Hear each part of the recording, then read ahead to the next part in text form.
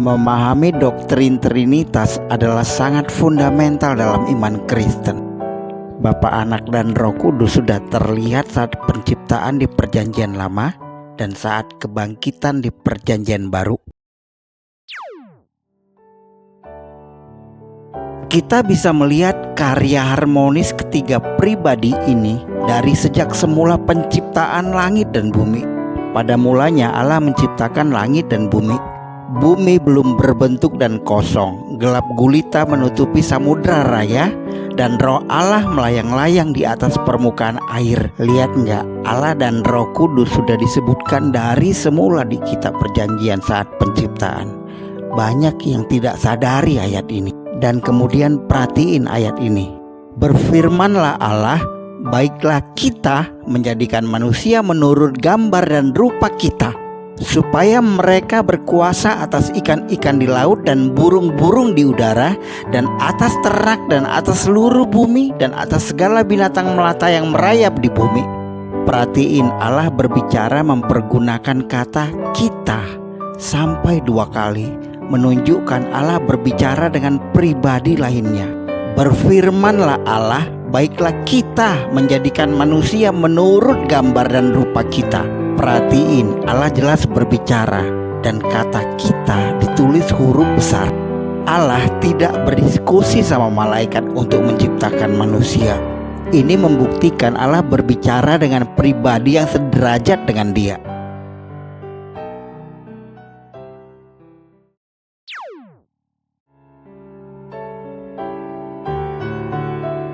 Pernahkah kamu bertanya siapa yang membangkitkan Yesus dari kematian?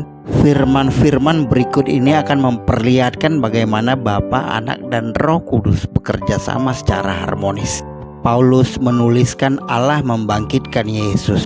Dari Paulus, seorang rasul, bukan karena manusia, juga bukan oleh seorang manusia, melainkan oleh Yesus Kristus dan Allah Bapa yang telah membangkitkan Dia dari antara orang mati.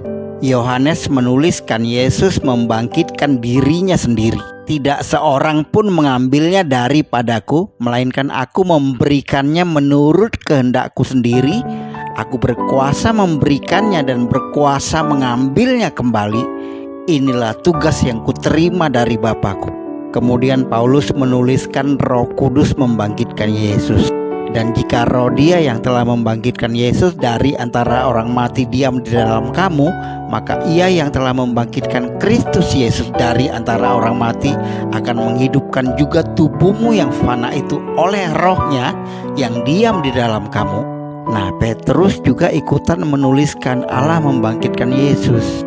Oleh Dialah kamu percaya kepada Allah yang telah membangkitkan Dia dari antara orang mati dan yang telah memuliakannya, sehingga imanmu dan pengharapanmu tertuju kepada Allah.